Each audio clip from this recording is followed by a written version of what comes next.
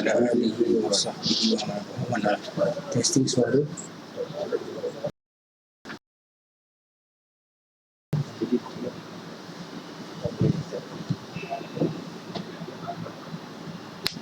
Akhi Abdul Razak dengar suara.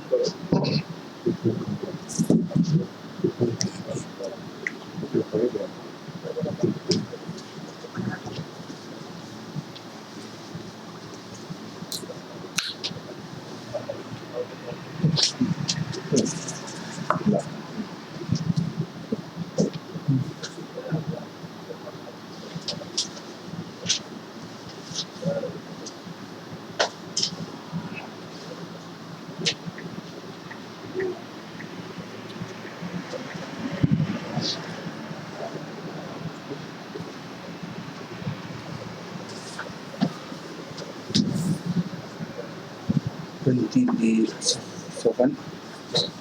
Surah 1075 hadis. Baru 613. Buku lama 210.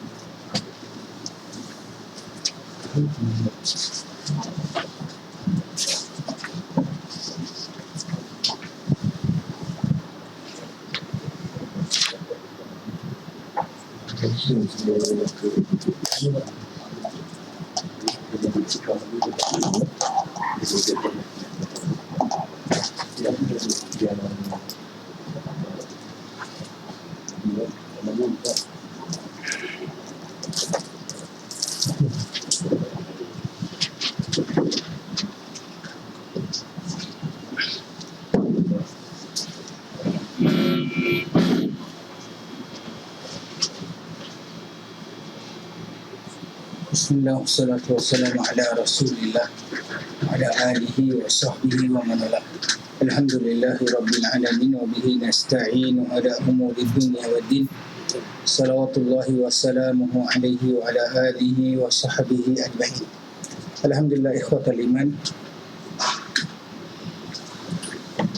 Pertama kita bersyukur kepada Allah Subhanahu wa taala dengan limpah kurnia taufik hidayah Allah Subhanahu wa taala kepada kita, dapat kita meneruskan pengajian kita pada malam ini. Kita bersambung semula kepada buku Subulus Salam. Kita di hadis 1075. 1075. Ya.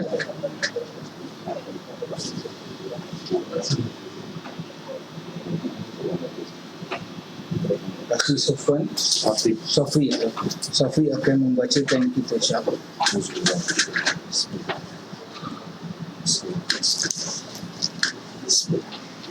An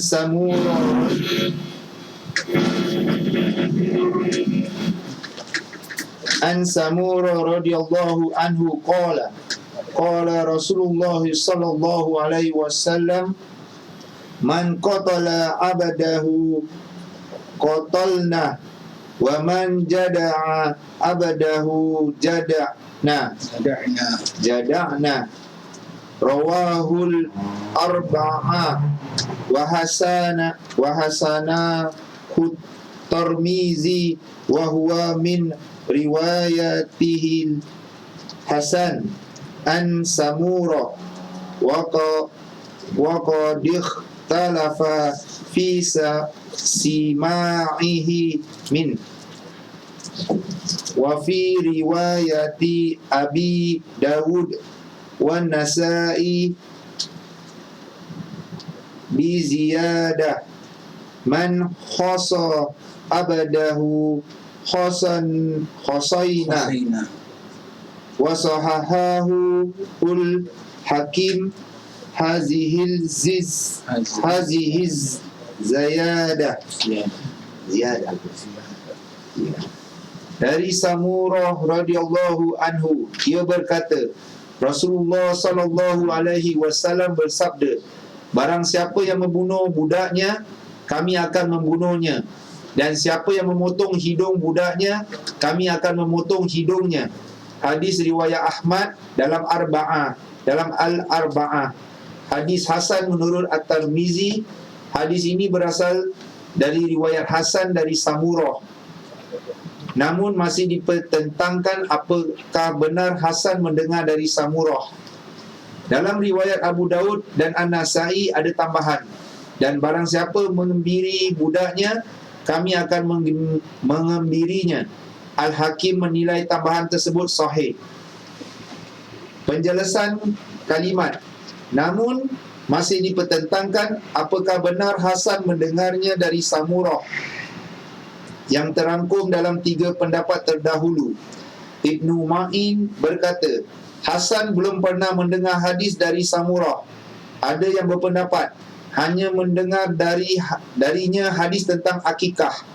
Ibnu Al-Madini menetapkan bahawa Hasan mendengar dari Samurah. Tafsir hadis. Hadis ini merupakan dalil yang menetapkan bahawa majikan dikisas apabila membunuh atau memotong salah satu anggota badannya, kerana jadu bererti memotong hidung atau tangan atau mulut sebagaimana dalam kamus. Tentu selain majikan, sangat utama diberlakukan hukum kisas apabila dikiaskan hukumannya dengan majikan. Dalam masalah ini, ulama berbeza pendapat. An-Nakhai dan lainnya berpendapat bahawa orang merdeka dikisas apabila membunuh budak berdasarkan hadis Samurah ini. Diperkuat lagi dengan firman Allah, An-nafsa bin nafs, nyawa dibalas dengan nyawa. Quran surah Al-Ma'idah ayat 45. Abu Hanifah berpendapat bahawa siapa yang membunuh budak harus dikisaskan berdasarkan keumuman firman Allah tersebut, kecuali majikannya sendiri tidak dikisas, seperti Abu Hanifah mengecualikan hukumannya dengan hadis, tidak dikisaskan majikan yang membunuh budaknya dan bapa yang membunuh anaknya. Diriwayatkan Al-Baihaqi. Hanya saja hadis itu dari riwayat Umar bin Isa. Al-Bukhari menilai hadisnya mungkar. Al-Baihaqi meriwayatkan dari hadis Ibnu Umar pada kisah Zamba, ketika ia mengembiri dan memotong hidung budaknya. Nabi SAW bersabda, barang siapa yang menyalib budaknya lalu membakarnya, maka ia merdeka, dan Allah dan Rasulnya penolongnya. Maka Nabi SAW memerdekakannya dan tidak mengkisaskan majikannya. Hanya saja dalam hadis tersebut terdapat perawi yang bernama Al-Musana bin Ash-Shaba yang dikenal daif. Hadis serupa juga diriwayatkan dari Al-Hajjaj bin Arta dari jalan lain, namun juga tidak bisa dijadikan hujah dalam masalah ini. Ada beberapa hadis, akan tetapi semuanya tidak bisa dijadikan hujah. Al-Hadawiyah, Asy-Syafi'iyah, Malik dan Ahmad berpendapat bahawa orang merdeka tidak dikisas secara mutlak apabila membunuh budaknya berdasarkan firman Allah, Al-Khuru bil-Khuruf, orang merdeka dengan orang merdeka. Quran surah Al-Baqarah ayat 178. Kerana diawali dengan Al-Khuruf, Al-Khuru bil-Khuruf, Al-Hurru bil-Hurri, Al-Khuru bil-Khuri, orang merdekakan dengan orang merdeka. Quran surah Al-Baqarah ayat 178. Kerana diawali dengan mubtada, statusnya ma'rifah, berfungsi membatasi dan menegaskan bahawa orang merdeka tidak dikisas kecuali apabila membunuh orang yang merdeka juga. Allah berfirman di awal ayat, Kutiba alaikumul kisos, diwajibkan atas kamu melaksanakan kisos. Quran surah Al-Baqarah ayat 178 menegaskan harus berdasarkan persamaan status dengan firman Allah, orang merdeka dengan orang merdeka. Quran surah Al-Baqarah ayat 178. Tafsir sekaligus penjelasan hal tersebut dan firman Allah, nyawa dibalas dengan nyawa. Quran surah Al-Ma'idah ayat ke-45 adalah mutlak, umum dan dikhususkan dengan ayat tersebut. Ayat ini menjelaskan hukum yang berkaitan dengan umat ini. sedangkan ayat itu bagi ahli kitab dan syariat mereka. Walaupun termasuk juga syariat kita, akan tetapi ada penafsiran pada syariat kita dengan banyak mengalami penambahan dan pengurangan. Hal ini lebih dekat dengan pengecualian dari ayat tersebut dan sesuai kerana terdapat keringanan rukhsah dan rahmat. Syariat umat ini lebih berhak untuk dilaksanakan daripada syariat umat sebelumnya, seakan-akan Allah menghilangkan kesusahan yang dialami umat sebelumnya. Pendapat yang menyebutkan bahawa ayat Maidah menasakh ayat dalam surah Al-Baqarah kerana lebih terakhir diturunkan adalah mardud, ditolak, kerana kedua ayat tersebut tidak saling menasakh, kerana tidak ada pertentangan antara am dan khas, mutlak dan muqayyad, sampai bisa ditentukan adanya nasakh, kerana ayat Maidah lebih terdahulu diturunkan ditinjau dari status hukumnya dan merupakan hikayah dari Allah tentang syariat yang ditetapkan dalam kitab Taurat, diturunkan lebih dahulu daripada Al-Quran. Ibnu Abu Shaybah meriwayatkan dari hadis Amr bin Shu'aib dari bapaknya, dari kakeknya, bahawa Abu Bakar dan Umar tidak mengkisaskan orang merdeka yang membunuh budak. Al-Baihaqi meriwayatkan dari hadis Ali radhiyallahu anhu yang menyebutkan termasuk sunnah tidak diberlakukan hukum kisas terhadap orang merdeka yang membunuh budak. Sanad rawinya terdapat Jabir Al-Jufi. Ada hadisnya serupa juga dari Ibnu Abbas, hanya saja dhaif. Sedangkan hadis Samurah itu adalah dhaif atau mansukh berdasarkan hadis-hadis yang telah kami sampaikan. Sedangkan seorang budak yang membunuh orang merdeka, maka ia kisas berdasarkan ijma' ulama' apabila ditetapkan bahawa orang merdeka tidak dikisas kerana membunuh budak, maka diganti dengan membayar diat seharga budak tersebut. Para ulama' juga berbeza pendapat dalam menentukan berapa diatnya. Seandainya dibayar sesuai dengan diatnya walaupun melebihi harga orang merdeka. Hal ini sudah kami jelaskan pada Hawashi Daud An-Nahar. Ada hadis dari Amru bin Shu'aib dari ayahnya, dari kakeknya yang menyebutkan bahawa ada seorang majikan yang membunuh budaknya dengan sengaja. Maka Nabi SAW mencambuknya sebanyak 100 kali, lalu diasingkan selama setahun. Dihapus sahamnya dari jamaah kaum muslimin, namun tidak dikisas, dan juga disuruh memerdekakan seorang budak. Ya. Alhamdulillah, wassalatu wassalamu ala Rasulillah wa ala alihi wa sahbihi wa man walah. Dalam hadis yang bersama kita ni daripada Samurah berkata bahawa Rasulullah sallallahu alaihi wasallam bersabda, "Man qatala 'abdahu fa qatalnahu." Yang bermaksud barang siapa yang membunuh hamba-Nya, kami akan membunuhnya. Wa man jada'a 'abdah jada'nahu. Barang siapa yang memotong hamba-Nya, memotong hidung hamba-Nya, jada'nahu, kami akan memotongnya. Hadis ini telah diriwayatkan oleh Imam yang 4 dan telah disahih dihasankan oleh Imam Tirmizi. Dia daripada salah satu riwayat Al-Hasan bin Samurah. Tapi ulama telah berkhilaf terhadap riwayat ini. Adakah riwayat ini telah didengar oleh Hasan daripada Samurah?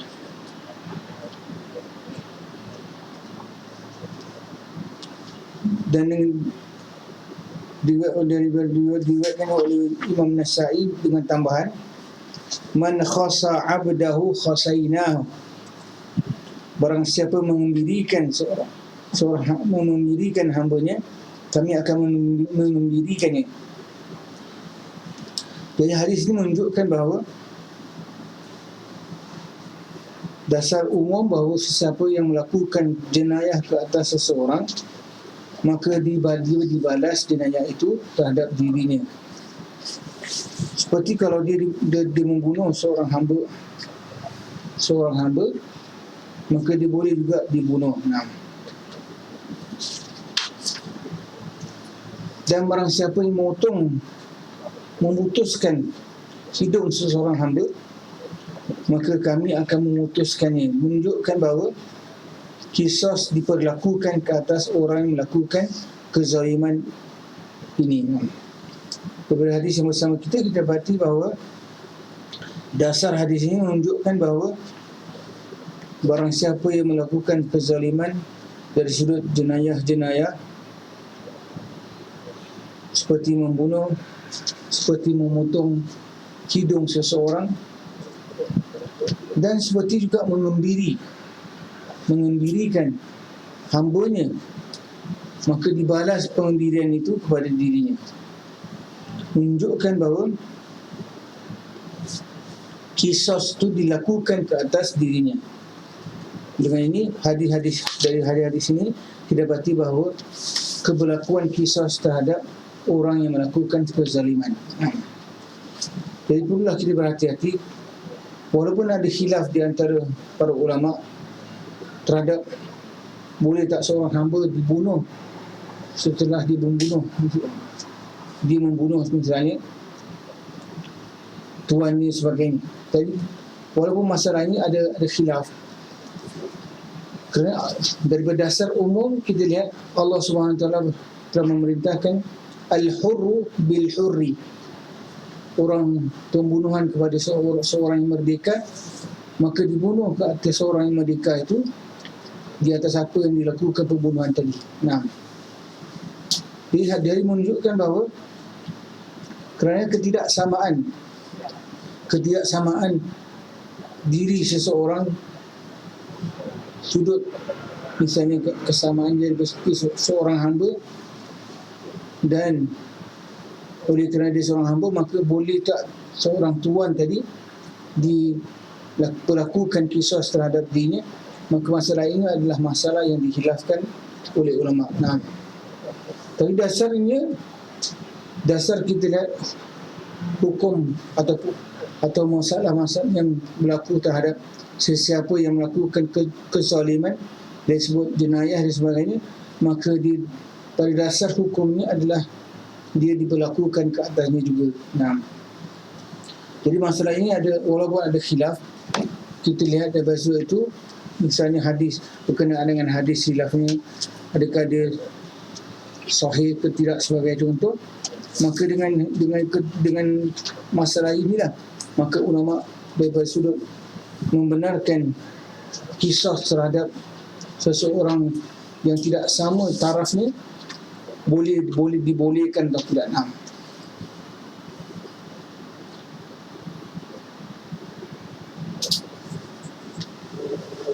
Okay. Ada soalan? Ikhwan?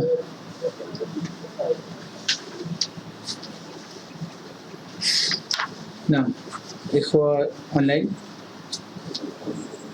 Siapa yang ada soalan?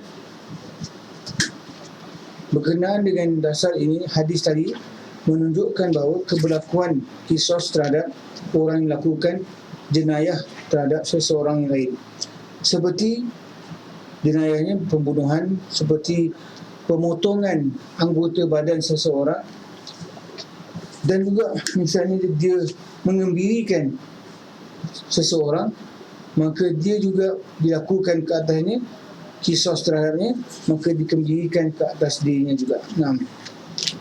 Dia menunjukkan bahawa kezaliman sebenarnya adalah satu perkara yang Allah Subhanahu Wa Taala larang. Jadi pembunuhan ataupun kezaliman yang dilakukan ke atas orang lain sebenarnya tidak boleh, kerana Allah Subhanahu Wa Taala dalam hadis yang telah kita terangkan bahawa Allah Subhanahu Wa Taala melarang kita saling bunuh-membunuh di antara satu sama lain. Ada soalan ikhwan, akhwat? Ada? Ada? Kalau itu kita serahkan pada kalau kita permasalahan ini seperti kalau kita memang ada mahkamah sebagai contoh, maka kita kembalikan kepada ulatul umur lebih utama. Kerana janganlah kita lakukan sesuatu yang mungkin bukan hak kita untuk melakukan. Seperti kita nak kisos, kita marah sangat dengan orang tersebut, kita nak kisos terhadapnya, kita tangkap dia dan sebagainya, lalu kita lakukan sendiri pengkisasan tersebut, maka itu adalah perkara yang tidak sepatut dilakukan oleh setiap seorang yang beriman kepada Allah Ta'ala. Perlu kita maklumi bahawa Allah Subhanahu Wa Taala Maha Adil, dan kalau keadilan itu tidak dapat kita dapatkannya di dunia ini, maka kita akan pasti dapatkannya di akhirat kelak, di pengadilan Allah Subhanahu Wa Taala. Jadi tapi kita harus memastikan bahawa janganlah kita rasa kita boleh lepaskan diri, kita lakukan kezaliman tersebut. Nah, kalau tak ada soalan, kita teruskan. Silakan. An Umar bin Khattab radhiyallahu anhu qala sami'tu Rasulullah sallallahu alaihi wasallam yaqul la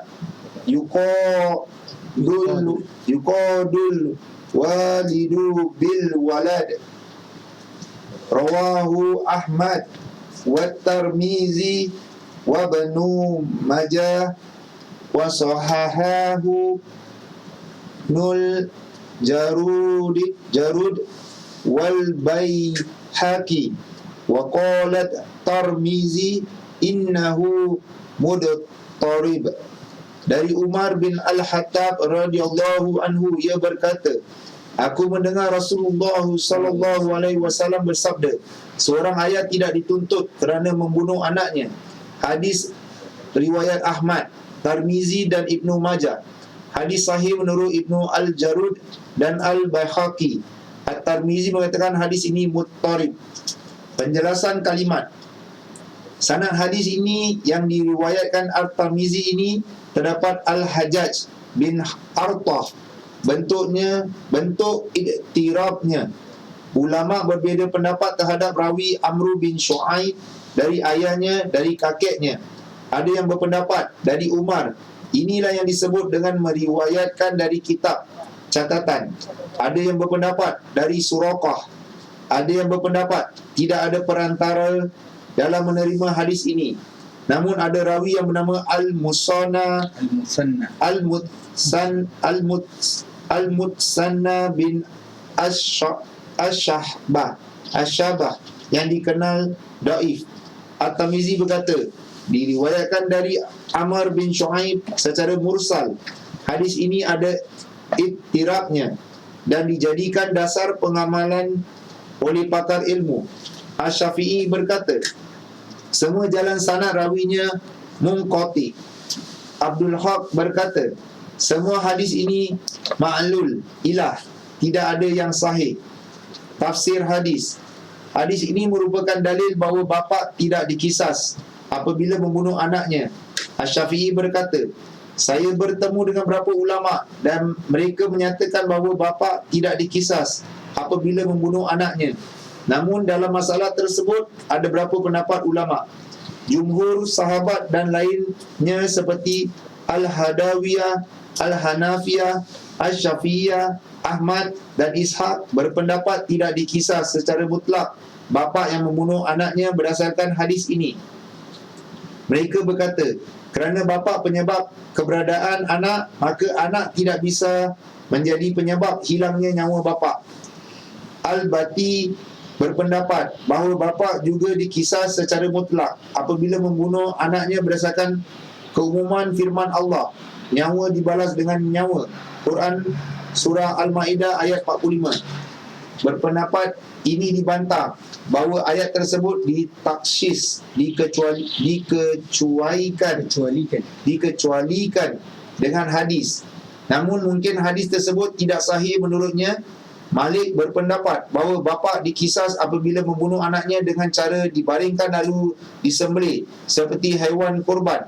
Lalu ia berkata, kerana itu benar-benar sengaja ingin membunuhnya dan tidak mungkin bermaksud lainnya. Kerana zahirnya orang yang memakai alat yang bisa mencederai, pastilah sengaja ingin membunuh. Faktor kesengajaan tidak bisa ditetapkan kecuali dengan zahirnya keadaan yang mendukung. Apabila caranya tidak seperti yang tersebut di atas, yang mungkin tidak menghilangkan nyawa, namun untuk memberi pelajaran, walaupun hukuman tersebut tidak berkaitan dengan lainnya, tetap dihukumi dengan sengaja. Hanya saja dibedakan antara hukuman yang diberikan bapa dengan lainnya. Kerana seorang bapa biasanya dalam memberikan hukuman diiringi dengan kasih sayang dan benar-benar untuk memberi pelajaran, kerana ia melakukan hal-hal yang membuat marah bapa. Inilah pendapat Malik. Akan tetapi apabila ada nas yang menjelaskan hal tersebut, maka pendapat itu tidak bisa dijadikan dasar hukum. Umar juga sudah memutuskan hal serupa pada kasus Al-Mudlij, lalu mewajibkan bapa membayar diat serta tidak mendapatkan bahagian dari harta diat itu, dan berkata, seorang pembunuh tidak berhak mendapatkan bahagian sesuatu apapun, maka ia tidak berhak mendapatkan warisan berdasarkan ijma' ulama'. Dan jumhur ulama' menambahkan juga dari harta-harta lainnya. Seorang kakek dan ibu sama dengan bapa, menurut jumhur ulama' dalam gugurnya hukuman qisas. Ya. Alhamdulillah, salatu wassalamu ala Rasulillah wa ala alihi wa sahbihi wa man wala. Daripada hadis Umar bin Khattab ini radhiyallahu anhu, beliau telah mendengar Rasulullah sallallahu alaihi wasallam bersabda, la yuqadul walidu bil walad, la yuqadul walidu bil walad. Rawahu Ahmad wa Tirmidzi wa Ibnu Majah wa sahahahu Ibnu Jarud wal Baihaqi. Wa qala Tirmidzi innahu muttarib. Dari Ibnu Umar radhiyallahu anhu,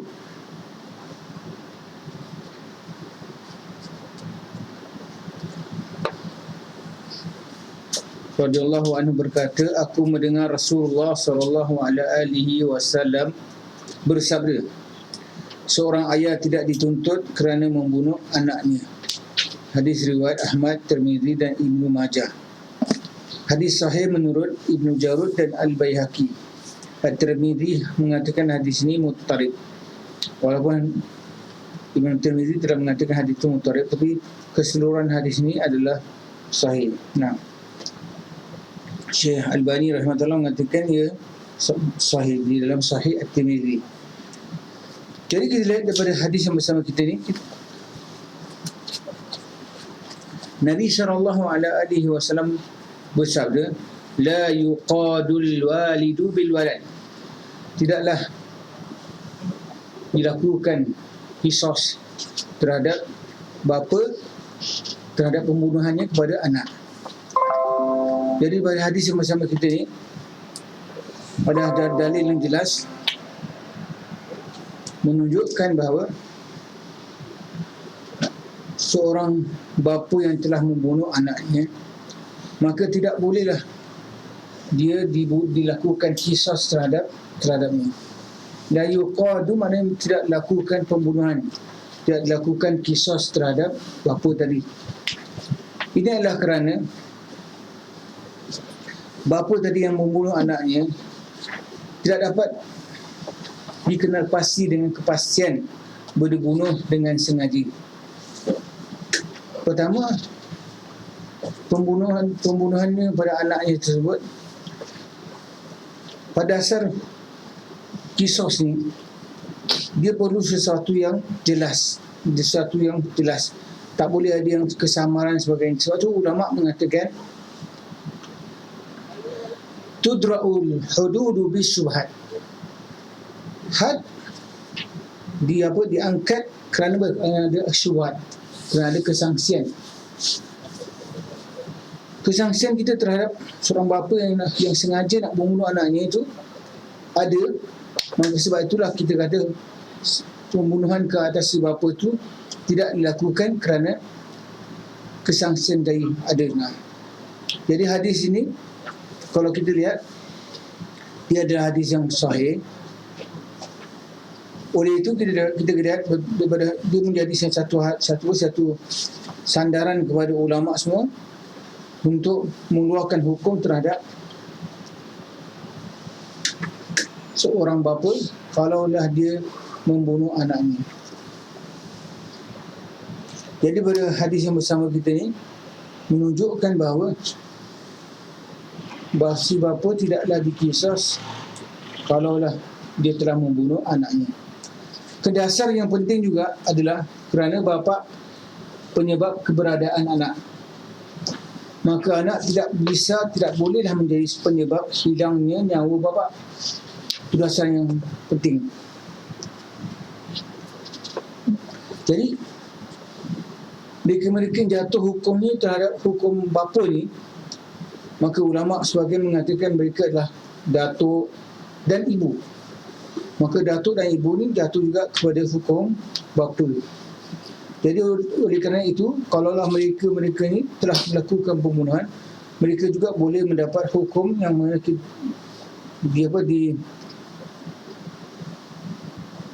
dihalang daripada lakukan kisos kerana ada kesangsian yang kita dapati terhadap perlakuannya terhadap anak tersebut, terhadap pembunuhan tersebut. Jadi dengan itu kita yakini bahawa dasarnya adalah kalaulah bapa adalah sebab kewujudan anak, maka anak tidaklah boleh menjadi sebab kehilangan nyawa bapa. Jadi dasarnya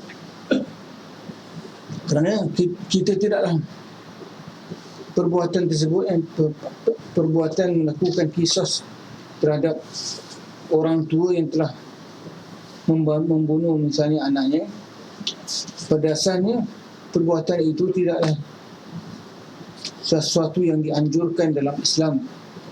Bahkan yang dianjurkan adalah adalah perbaktian terhadap mereka. Jadi dengan itu tidaklah dilakukan pembunuhan terhadap bapa tersebut kerana dia telah membunuh anaknya. Itu dasarnya. Okey, ada soalan ikhwah dan akhwat? Tak, dia terangkan apa tu apa? Nah, Lepas tu apa tu? Muttarib. Muttarib ni hadis tersebut agak goyah, agak tidak kukuh. Jadi oleh kerana dia tidak kukuh, maka ulama menisbahkan dia sebagai muttarib. Hadis tersebut agak goyang, agak tidak kukuh, maka dengan itu hadis tersebut dihukum muttarib. Kerana Hadisnya saya semua muttarib. tak, hadis ni kalau kita lihat pada periwayatan tadi, Imam Tirmizi mengatakan hadis itu adalah muttarib. Kalau kita hukumkan ini sebagai muttarib, sebenarnya hadis itu tidak sahih. Tapi kita lihat daripada apa yang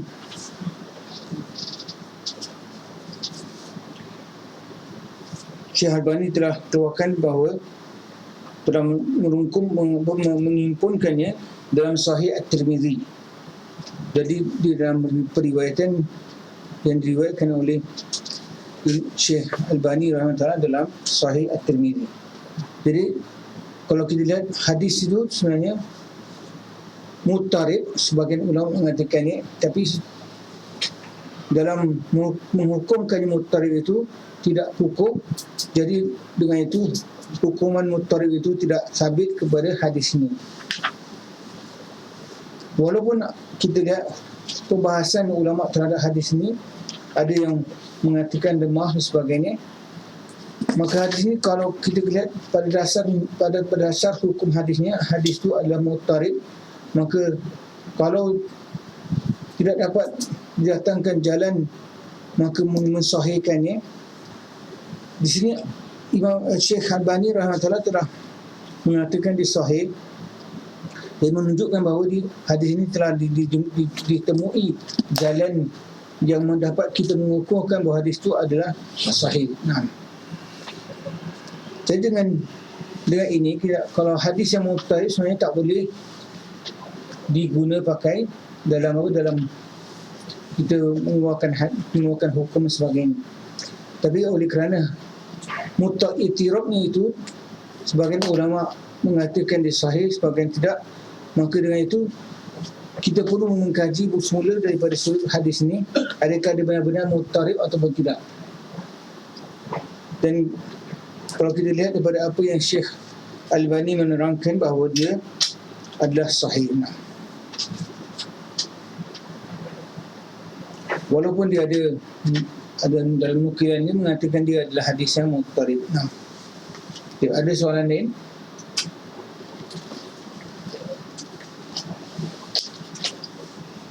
Ada?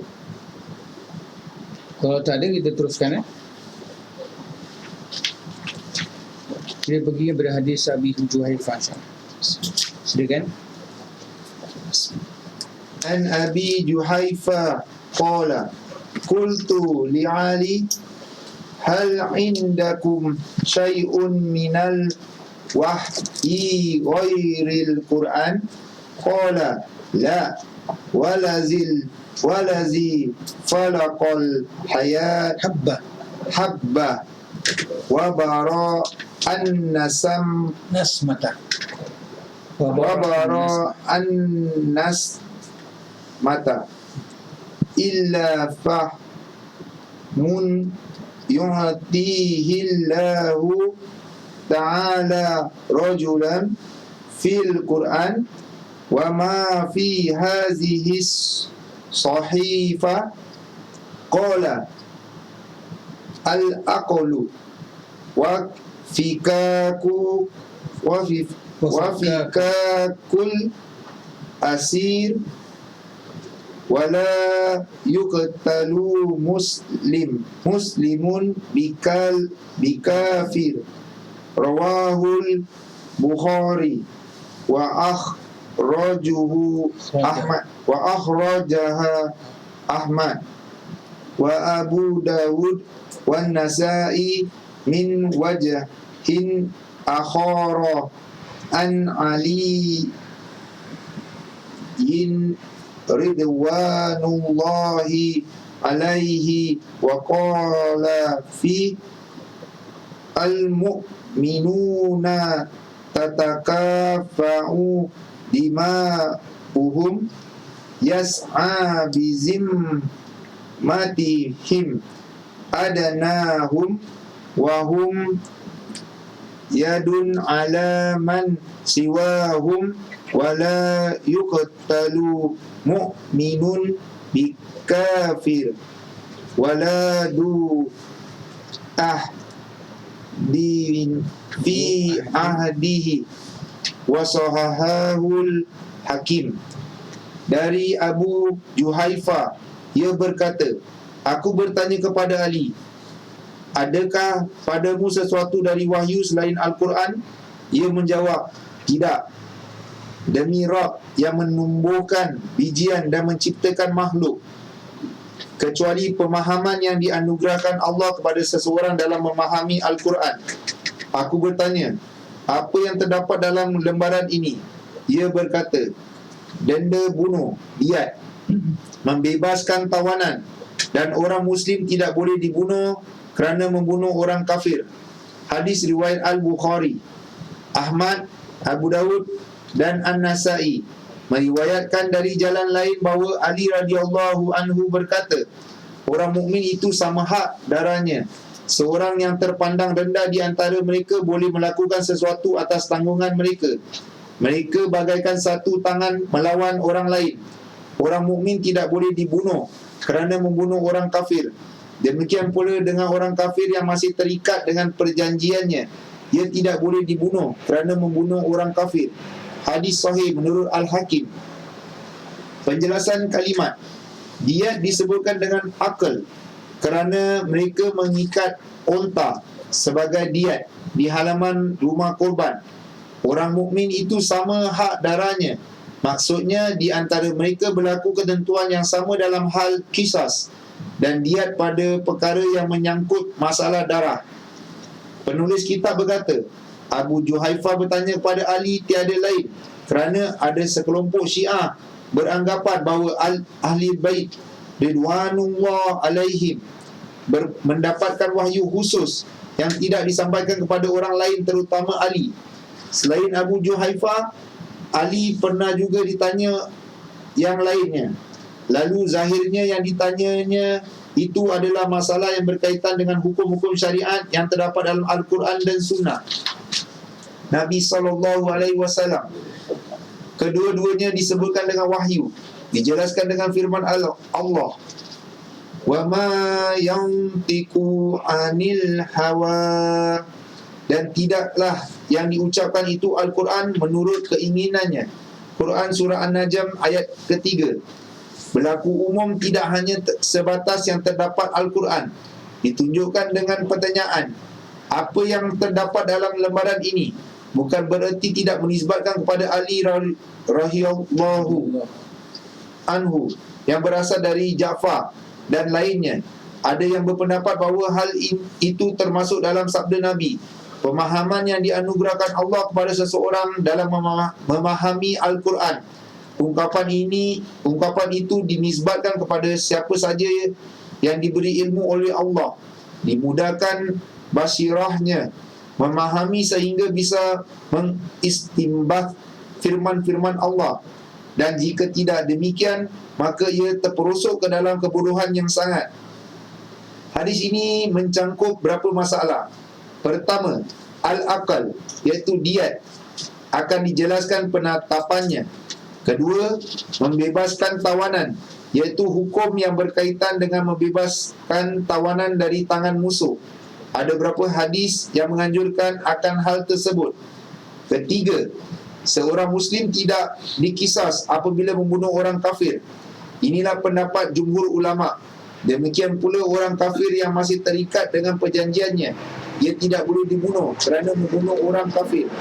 Orang yang masih terikat perjanjian itu adalah seseorang yang berasal dari Dar al-Harb, daerah yang memerangi kaum muslimin, yang masuk ke daerah Islam setelah mendapat jaminan keamanan. Maka haram hukumnya membunuhnya sampai ia kembali ke daerahnya, seandainya ia dibunuh oleh orang Islam. Al-Hanafiyah berkata, orang Islam dikisas jika membunuh orang kafir zimmi tanpa sebab yang hak, dan tidak dikisaskan apabila membunuh orang kafir yang mendapatkan jaminan keamanan berdasarkan hadis. Demikian pula orang kafir yang masih terikat dengan perjanjiannya, ia tidak boleh dibunuh kerana membunuh orang kafir. Maka masih ada hubungan dengan sabda Nabi, mukmin. Maka kalimat yang kedua harus ditentukan sebagaimana kalimat yang pertama. Maka kalimatnya adalah demikian juga orang kafir yang masih terikat perjanjiannya, tidak dikisaskan apabila membunuh orang kafir. Dan juga harus menentukan maksud orang kafir dengan menghubungkan dengan lafaz harbi, kerana zimmi dikisas apabila membunuh kafir zimmi dan juga orang muslim. Apabila kalimat tersebut bisa dihubungkan, tentu kalimat penghubungnya bisa juga untuk ditentukan, maka kalimatnya menjadi, dan tidak boleh orang mukmin dikisas apabila membunuh orang kafir harbi, dan mahfum harbi bahawa ia dikisas apabila membunuh orang kafir zimmi berdasarkan mahfum mukhalafah. Walaupun al-Hanafiyah tidak berdasarkan pada mafhum, namun mereka berpendapat bahawa hadis tersebut menunjukkan bahawa tidak dikisas orang muslim apabila membunuh kafir harbi, akan tetapi dikisaskan apabila membunuh kafir zimmi berdasarkan keumuman firman Allah, an-nafsa bil nafs, nyawa dibalas dengan nyawa, Quran surah Al-Maidah ayat ke-45. Dan berdasarkan hadis yang diriwayatkan Al-Baihaqi bahawa Nabi SAW mengkisas seorang Muslim yang membunuh kafir yang masih terikat perjanjiannya, lalu bersabda, saya memuliakan seorang yang menunaikan hak-hak zimmi.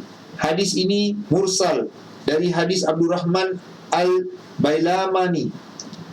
Pernah juga diriwayatkan marfu. Al-Baihaqi berkomentar, itu salah.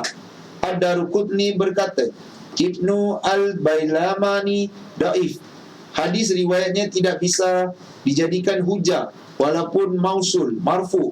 Lalu bagaimana jika hadis di riwayatnya dikatakan mursal? Abu Ubaid Al-Qasim bin Salam berkata, hadis ini tidak ada sanadnya, maka tidak boleh dijadikan dasar hukum untuk menumpahkan darah kaum muslimin. Asy-Syafi'i menyebutkan dalam kitab Al-Um bahawa hadis dari Ibnu Al-Bailamani itu tentang kisah orang kafir yang dijamin keamanannya lalu dibunuh Ammar bin Umayyah Ad-Damri. Lalu berkomentar, seandainya hadis ini benar namun mansukh, kerana hadis tidak dikisahkan orang muslim apabila membunuh orang kafir. Disampaikan Nabi SAW ketika penaklukan kota Mekah sebagaimana dalam riwayat Ammar bin Shu'aib. Sedangkan kisah Ammar bin Umayyah lebih dahulu terjadi sebelum penaklukan kota Mekah.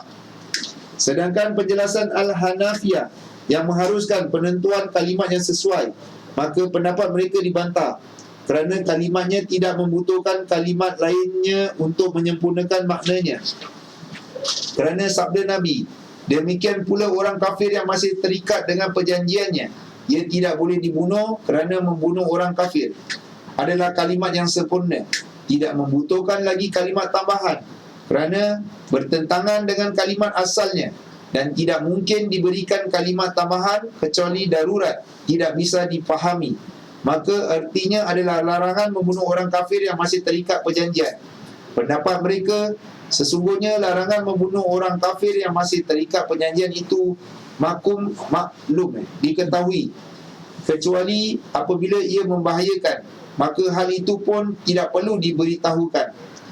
Jawapan, jika ada penambahan kalimat penyempurna itu melalui ketentuan syariat, kalau memang sudah sempurna dan tidak membutuhkan kalimat sempurna, maka sebetulnya lafaz zahir berlaku secara umum yang bererti boleh membunuhnya.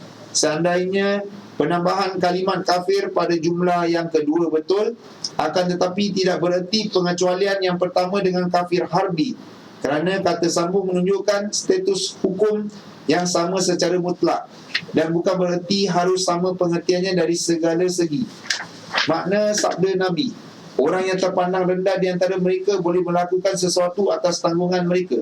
Apabila seorang Muslim memberikan jaminan keamanan kepada kafir harbi, sama halnya seluruh kaum muslimin memberikan jaminan keamanannya kepadanya.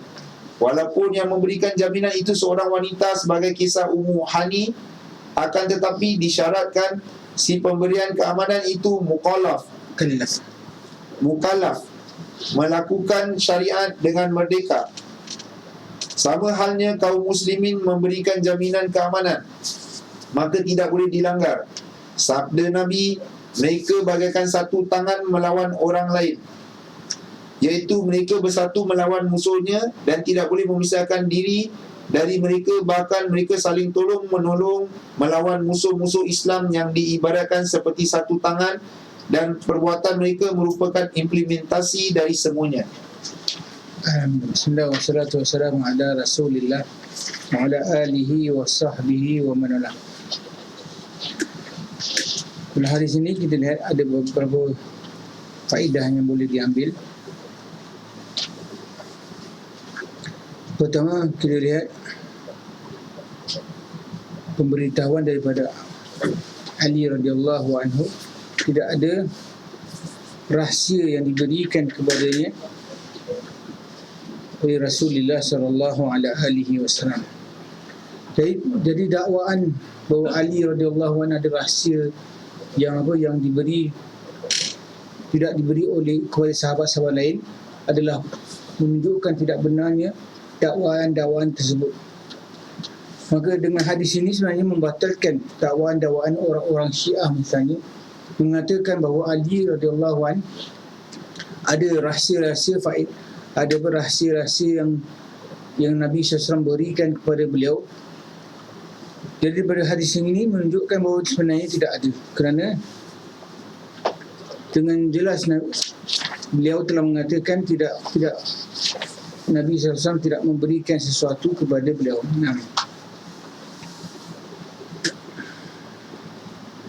Dari Abu Juhaifah berkata, aku bertanya kepada Ali, adakah padanya suatu dari wahyu selain Al-Quran? Ia menjawab, tidak. Demi Rabb yang menubuhkan bijian dan menciptakan makhluk, kecuali pemahaman yang dianugerahkan Allah kepada seseorang dalam memahami Al-Quran. Jadi kefahaman seseorang pada Al-Quran yang Allah berikan padanya, itu yang menyebabkan dia mungkin boleh mengeluarkan sesuatu faedah istinbat, sebagai contoh sesuatu faedah daripada firman-firman Allah Subhanahu Wa Taala. Dan daripada itu menunjukkan bahawa tidak ada pengecualian yang diberikan kepada Ali radhiyallahu anhu oleh Nabi sallallahu alaihi wasallam.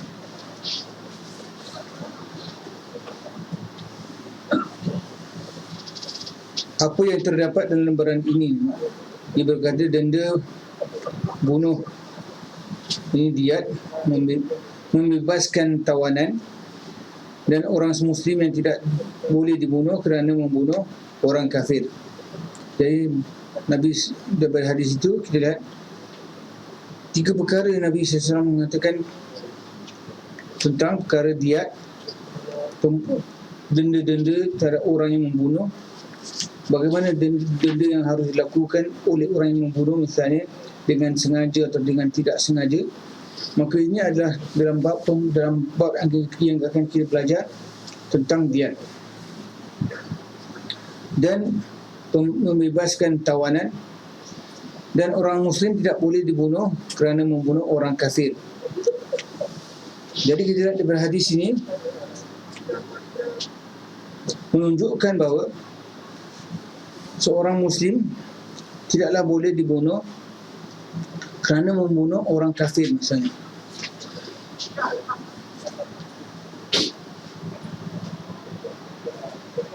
Imam Ahmad, Abu Dawud dan Nasa'i meriwayatkan dari jalan lain bahawa Ali radhiyallahu berkata, orang mukmin itu sama hak darahnya.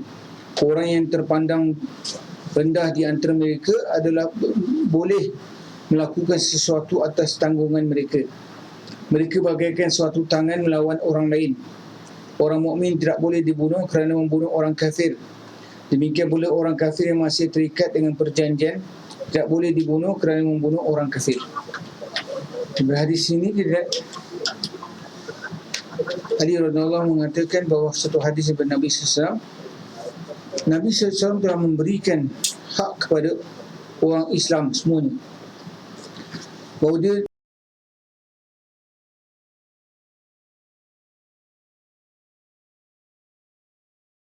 sama semua kedudukan mereka.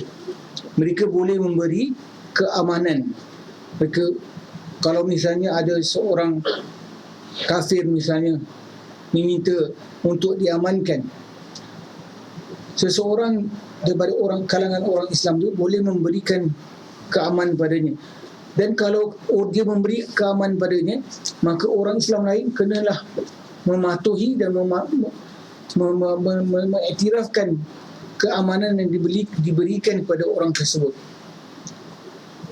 Kisahnya adalah kisah Ummu Hani. Jadi kisahnya, dia telah mengamankan seseorang, maka semua orang Islam yang lain harus memuliakan apa yang dikatakan diberikan kepada orang tu keamanan. Jadi tak bolehlah siapa yang membatalkan keamanan yang diberikan oleh seorang Islam padanya, maka tak boleh. Kerana hadis ini menunjukkan bahawa dia mestilah, sebagaimana Nabi SAW sabda, al-mu'minuna tatakafa'u dima'uhum yas'a bi zimmatihim adnahum wa hum ala yadin ala man siwahum. Bermaksud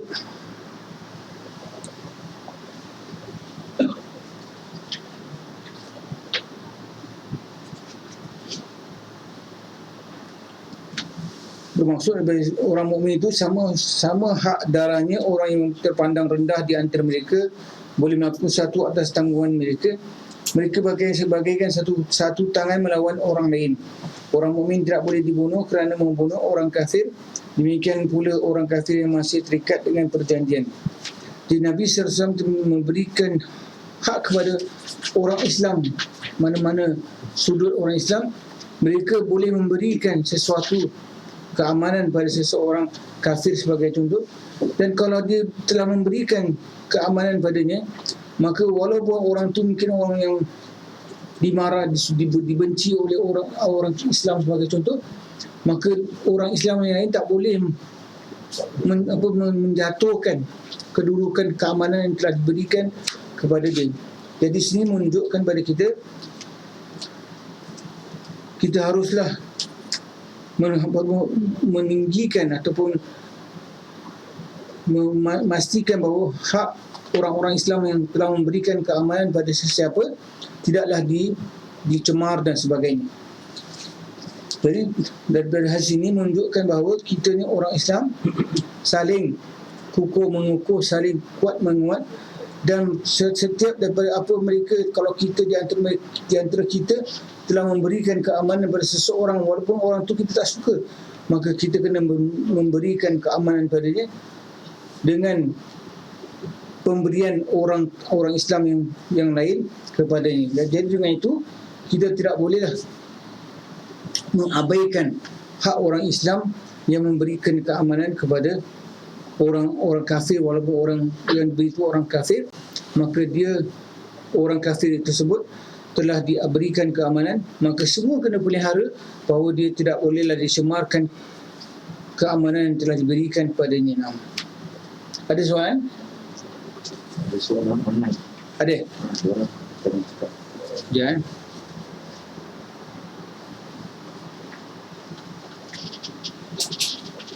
Akhi Zana ada soalan. Afwan, jika si bapa memukul seorang anak kecil, mencederakannya dengan rokok dan akhirnya kanak-kanak itu mati, adakah ini bermakna si bapa tidak dikisas tapi boleh dihukum dengan hukum jenayah? Mungkin dihukum dari sudut hukuman yang mana kalau hakim memberikan hukuman kepadanya, tapi dari sudut bukan dari sudut kisos. Dari sudut kisos. Kerana kalau kisos, si bapa tadi mungkin dibunuh. Tapi dari sudut di sudut ta'zir, diberi denda dengan dendaan sesuatu dendaan yang tidak jatuh bawahnya kisos. Tapi kita lihat itu apabila telah berlaku, dapat kita menghilangkan kesangsian bahawa bapa itu memang melakukan kepada anak itu kezaliman yang benar-benar kezaliman. Kalau tak boleh, maka dengan itu anak tersebut si bapa tadi masih tidak boleh dilakukan kisos terhadapnya. Jadi yang boleh dilakukan adalah ta'zir yang dilakukan oleh hakim kepadanya. Mungkin diberikan ta'zir, tapi tidak bolehlah sama kadarnya kadar kisos. Tapi dengan ini menunjukkan bahawa kerana dasar yang kita katakan tadi, bahawa si bapa adalah sebab kewujudan anak. Jadi anak tak bolehlah jadi sebab kepada kehilangan nyawa bapa. Itu adalah dasarnya. Okay, Allahu Ta'ala alam. Ada lagi soalan?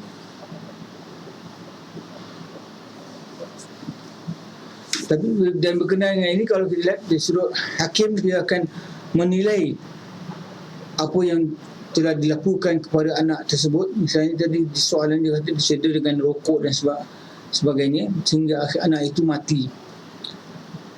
Kejeraan yang dilakukan dengan cara menusuk api terhadap anak tersebut adalah juga menunjukkan bahawa si bapa tadi menginginkan kecederaan kepada anaknya. Jadi dengan itu mungkin diambil kira oleh hakim dalam memberikan hukuman kepadanya. Tapi kita lihat pada dasarnya adalah seorang bapa tidaklah dibunuh kerana seorang anak. Itu dasarnya. Tapi kalau hakim telah membuktikan bahawa si bapa ini memang benar-benar ingin melakukan kezaliman terhadap anak tersebut, maka dengan itu dia haruslah melakukan hukuman itu atas dasar pertimbangan ini. Tapi kita lihat dasar hukum yang dasar, kita katakan sebenarnya tidak dilakukan pembunuhan ke atas bapa kerana anak. Wallahu ta'ala. Ada soalan lain? Ya. Bapa bunuh anak tidak bisa. Kau bapa tersebut terlepas dari dosa. Tak apa, memang dia berdosa. Dia memang melakukan dengan dasar kebencian dan sebagainya. Dia melakukan pembunuhan tersebut. Maka kita lihat pada dasarnya perhakiman yang Allah Subhanahu Wa Taala siapkan betulnya adalah perhakiman yang adil. Itu kita perlu yakini bahawa Allah Subhanahu Wa Taala Maha Adil. Maka Allah Subhanahu Wa Taala pasti lebih mengetahui daripada sudut apakah yang akan diberikan kepada si bapa tadi. Tapi kita sebagai manusia, dalam kita menilai bapa tersebut, agak susah kita nak menilai dengan keyakinan.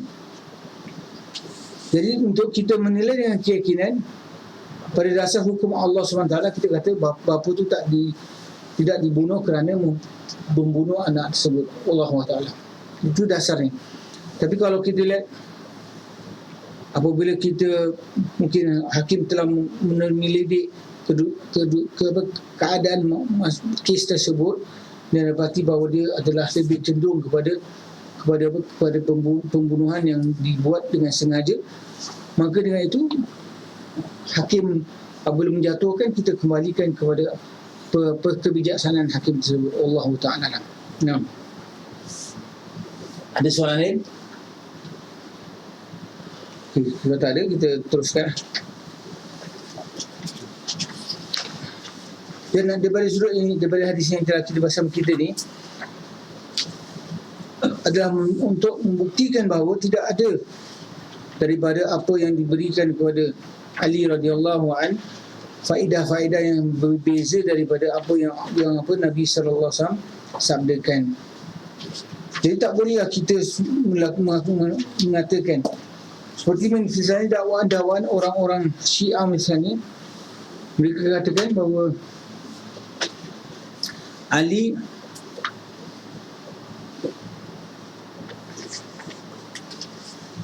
bersamanya pintu khazanah misalnya. Jadi dengan itu dakwaan tersebut sebenarnya tidak pukul dan tidak ada didukung oleh sesuatu dalil. Nah, jadi kita dapati bahawa dakwaan tersebut tidak boleh dipercayai kerana dasarnya tiada kelebihan yang Nabi berikan kepada Ali daripada sahabat-sahabat yang lain. Wallahu ta'ala. Nah, ada soalan lain? Apa bedanya kafir harbi dengan Zimmi. Kafir harbi ni maksud kalau kita berada di satu negeri yang saling berperangan, maka kafir yang berada di pihak situ kita nama kafir harbi, nak membunuh yang saling membunuh. Nah, tapi apabila kita berada di satu gencatan senjata misalnya dengan sesuatu negara kafir misalnya, jadi hubungan kita dengan mereka di sini adalah kerana ada gencatan, maka dengan itu kita telah bersetuju tidak memerangi. Maka dengan itu dan mereka mungkin boleh dinamakan juga sebagai zimmi. Tapi sekiranya mereka membayar dia membayarkan apabila mereka membayar bukan dia, mereka membayar apa? Jizyah. Mereka membayar jizyah. Kalau mereka membayar jizyah, maka mereka menjadi ahlu zimmah. Maka negara Islam tu akan mendukung mereka dan memastikan mereka selamat sebagainya. Maka dengan itu mereka ahli-ahli yang berada dalam negara itu adalah dinamakan sebagai kafir zimmi. Jadi tak boleh kita membunuh kafir zimmi kerana kita telah berada dengan mereka satu persetujuan untuk tidak memerangi dan sebagainya. Nah,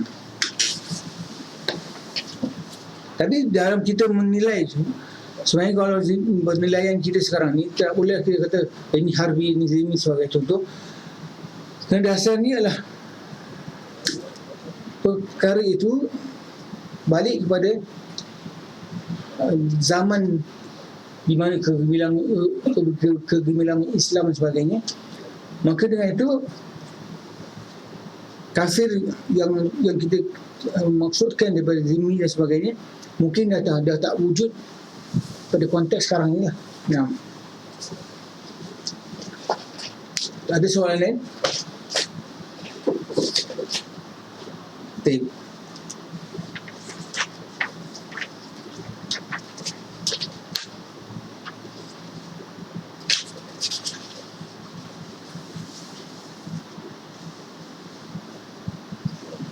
Bismillah. Silakan. An Anas bin Malik radhiyallahu anhu anna jariyatan wujida ra'suha qad rudda baina hajarain fasa'aluha man sana'a biki haza fulan hatta zakaru Yahudiyah fa'aumat bira'siha fa'ukhizal Yahudiyah fa'amara Rasulullah sallallahu alaihi wasallam an ayyuradda ra'suhu baina hajarain muttafaqun alaih wal lafaz li Muslim. Dari Anas bin Malik radhiyallahu anhu bahawa ada seorang gadis ditemukan kepalanya telah retak di antara dua batu besar. Lalu orang-orang bertanya kepadanya, siapakah yang berbuat ini padamu? Si fulan atau si fulan? Hingga mereka menyebut nama seorang Yahudi. Gadis itu menganggukkan kepalanya. Lalu ditangkaplah orang Yahudi tersebut dan ia mengaku. Maka Rasulullah sallallahu alaihi wasallam memerintahkan untuk meletakkan kepalanya di antara dua batu besar itu. Muttafaqun alaih dan lafaznya menurut Muslim. Tafsir hadis. Hadis ini merupakan dalil yang mewajibkan qisas bagi yang membunuh dengan benda-benda berat, tumpul. Sama halnya dengan benda tajam. Laki-laki juga dikisas apabila membunuh wanita.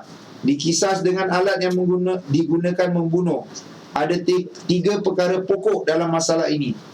Pertama, wajib dikisas bagi yang membunuh dengan benda-benda berat. Inilah pendapat Al-Hadawiyah, Al-Syafi'iyah, Malik dan Muhammad bin Al-Hasan berdasarkan hadis ini. Dan makna yang tepat berdasarkan zahir hadis, iaitu mencegah pertumpahan darah yang sia-sia. Kerana membunuh dengan benda-benda berat sama halnya dengan benda tajam, kerana sama-sama menghilangkan nyawa. Abu Hanifah, Ash-Sha'abi dan An-Nakhai berpendapat tidak ada kisas bagi yang membunuh dengan benda berat, tumpul. Berdasarkan pada hadis diriwayatkan Al-Baihaqi dari hadis An-Nu'man bin Bashir marfu, setiap pembunuhan itu salah kecuali apabila dibunuh dengan pedang, dan setiap yang salah disebut hanya melukai. Menurut lafaz yang lain, setiap pembunuhan tidak menggunakan besi, benda tajam disebut salah, dan setiap yang salah disebut melukai. Pendapat tersebut dijawab bahawa hadis itu bercerita tentang Jabir al-Ju'fi dan Qais bin Ar-Rabi, maka tidak bisa dijadikan hujah dan tidak bisa menandingi status hukum hadis Anas. Al-Hanafiyah menanggapi hadis Anas dengan menyatakan bahawa pukulan dengan batu itu sebatas melukai atau kerana kebiasaan orang Yahudi membunuh anak-anak, dan mereka adalah kaum yang membuat kerosakan adalah mengada-ada saja. Sedangkan jika pembunuhan itu menggunakan alat yang tidak menyebabkan kematian pada umumnya seperti tongkat, cambuk dan lainnya. Menurut Al-Hadawiyah, Al-Laits dan Malik wajib dikisas. Asy-Syafi'i dari jumhur sahabat, tabi'in dan yang setelah mereka tidak kisas. Ini disebut dengan mirip, semi sengaja, dan harus membayar diat sebanyak 100 unta. Mukhalaza di antara 40 mukhalaza di antara 40 unta yang sedang hamil. Berdasarkan hadis yang diriwayatkan Ahmad, Ahli Sunan, kecuali At-Tirmizi dari hadis Abdullah bin Amr bahawa Rasulullah SAW bersabda, ketahuilah bahawa penggunaan salah itu disebut dengan mirip dengan sengaja apabila menggunakan cambuk dan tongkat, membayarkan diat berupa 100 unta di antara 40-nya sedang hamil.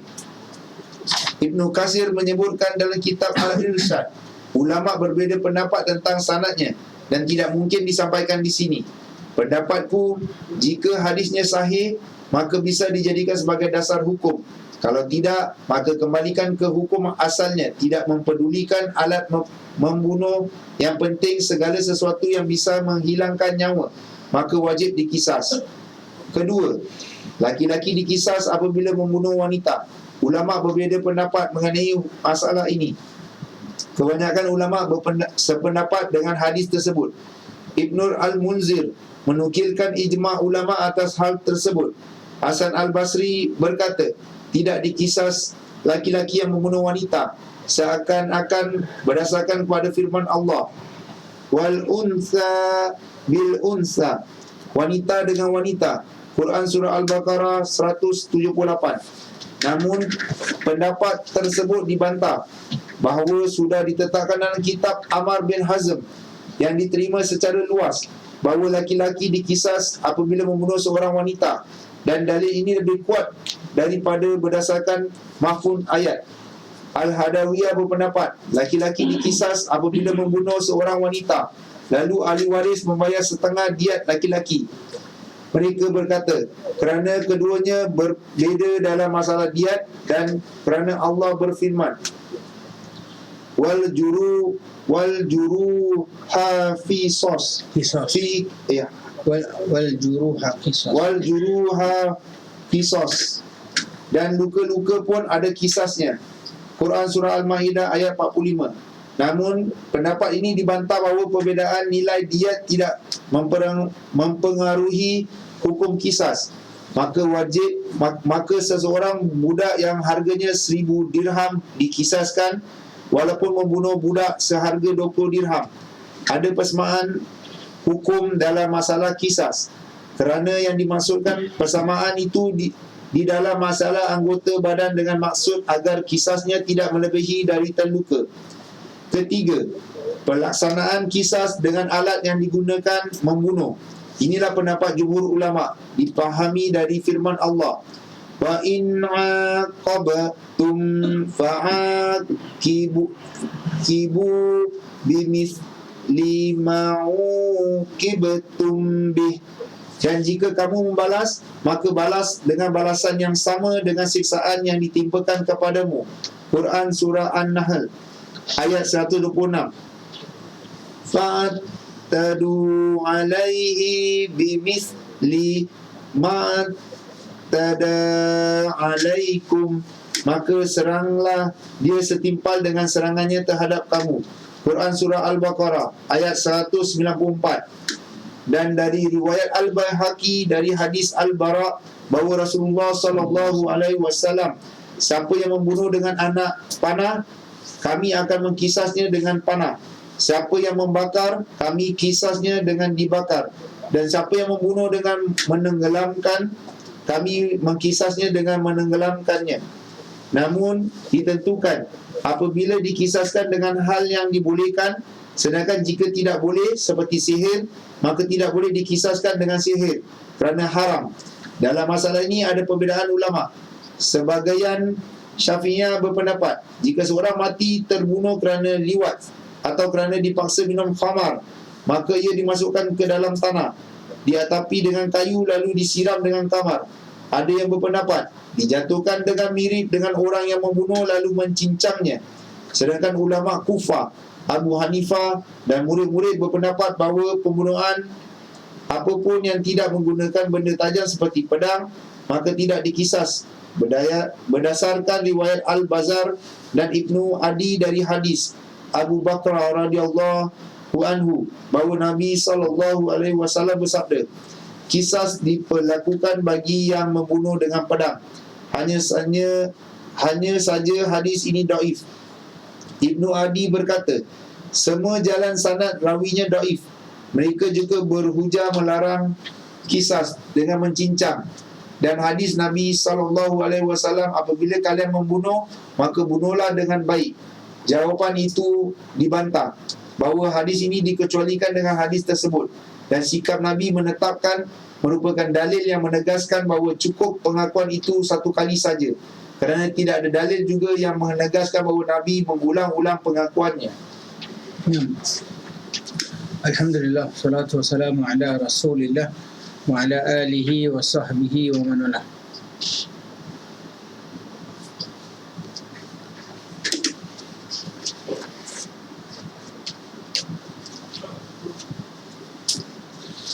Hadis Anas radhiyallahu an,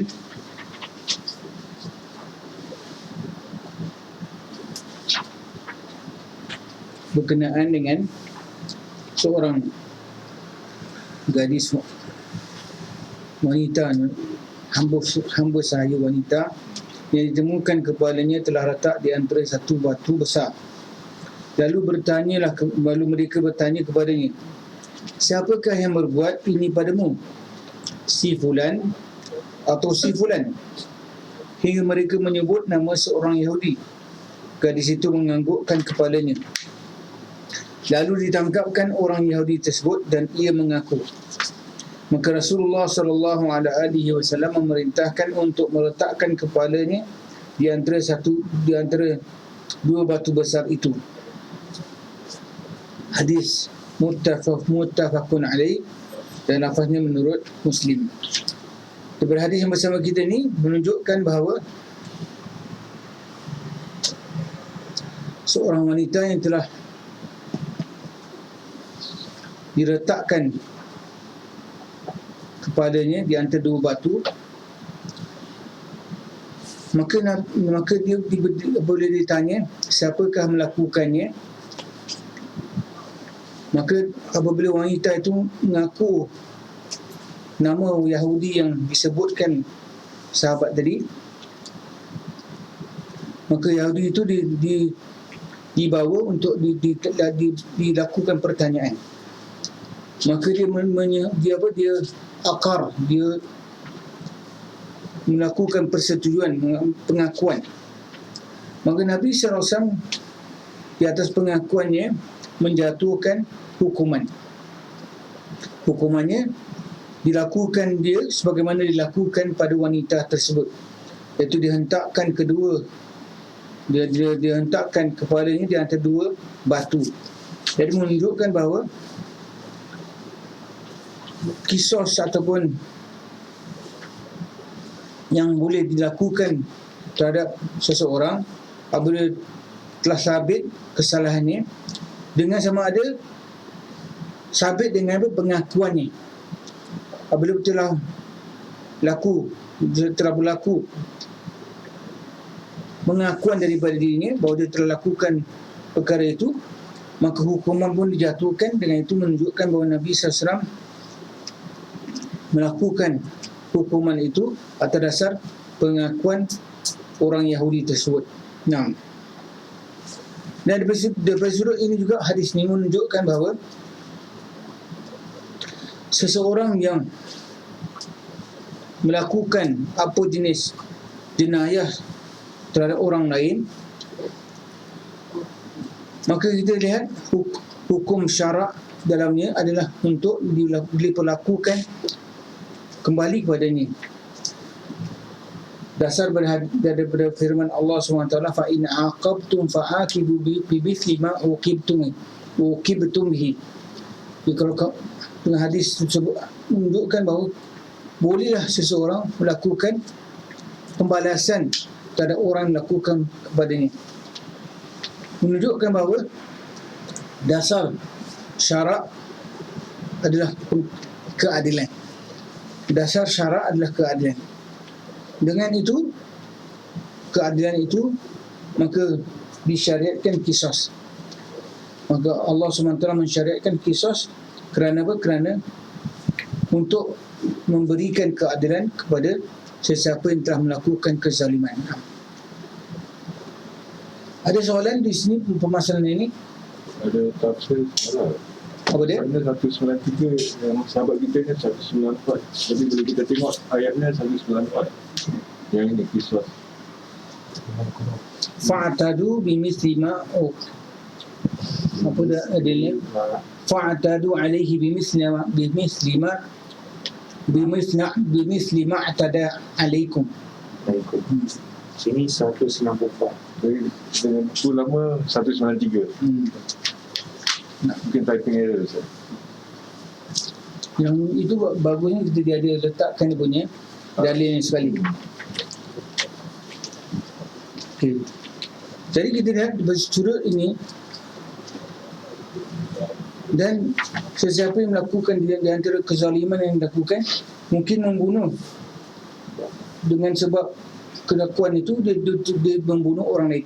Jadi pembunuhan kepada orang lain itu, maka pembunuhan yang mungkin tak disengajakan, maka hukum bayar mereka disuruh untuk membayar diatnya diat khata' atau sibi amd dan sebagainya. Maka ulama telah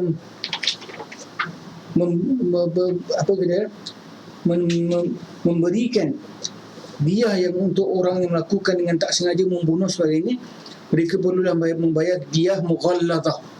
Dianya berat. Dia berat, di antara dia berat adalah mereka haruslah memberikan 40 unta yang sedang hamil. Susah nak cari. Bukan sembarang. Kalau kita lihat daripada dia yang biasa, kita lihat 100 ekor unta agak mudah, tapi apabila dilakukan mughalladhah agak memberatkan. 40 daripada unta tu mestilah unta yang hamil sebagainya. Jadi dengan itu agak payah sebenarnya untuk melakukan diah mughalladhah ni.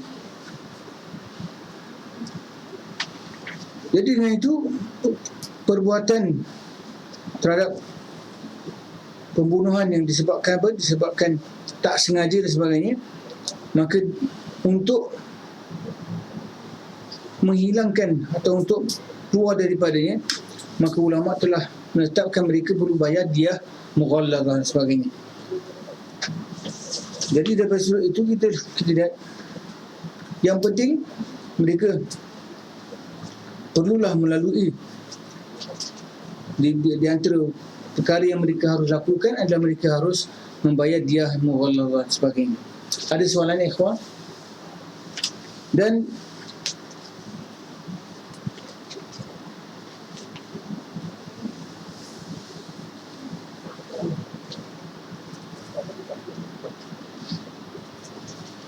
berkenaan dengan kisos lelaki dikisos apabila membunuh wanita. Pada dasarnya kisos itu harus dilakukan ke atas sama-sama.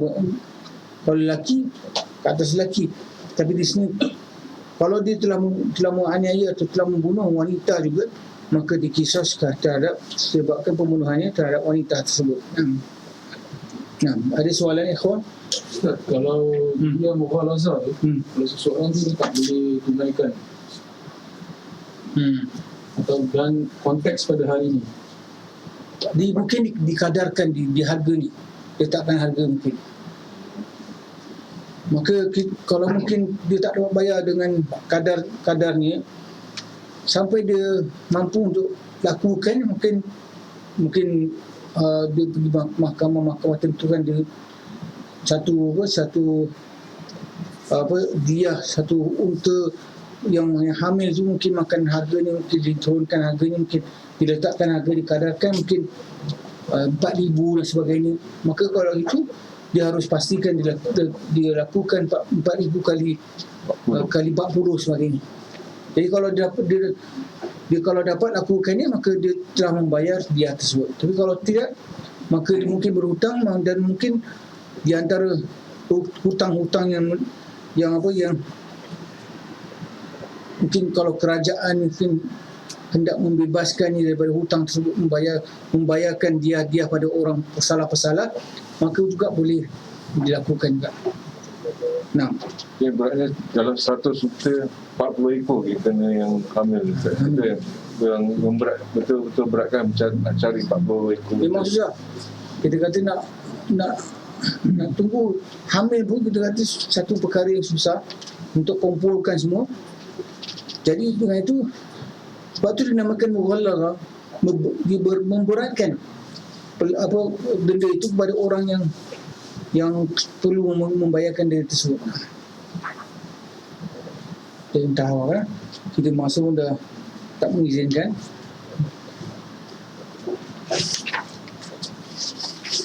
Jadi kita akhir sesi kita. Tak ada soalan, ikhwah online. Okay. Kalau tak ada, kita akhiri sesi kita dengan tasbih kafarah dan suratul asr. Subhanakallahumma wa bihamdika nashhadu an la ilaha illa anta nastaghfiruka wa natubu ilaik. Bismillahirrahmanirrahim. Al-'asri innal insana lafi khusr illa alladhina amanu wa 'amilus solihati wa tawassaw bil haqqi wa tawassaw bis sabr. Aqulu ma tasma'un wa astaghfirullah li wa lakum. Assalamu alaikum warahmatullahi wabarakatuh. Waalaikumsalam.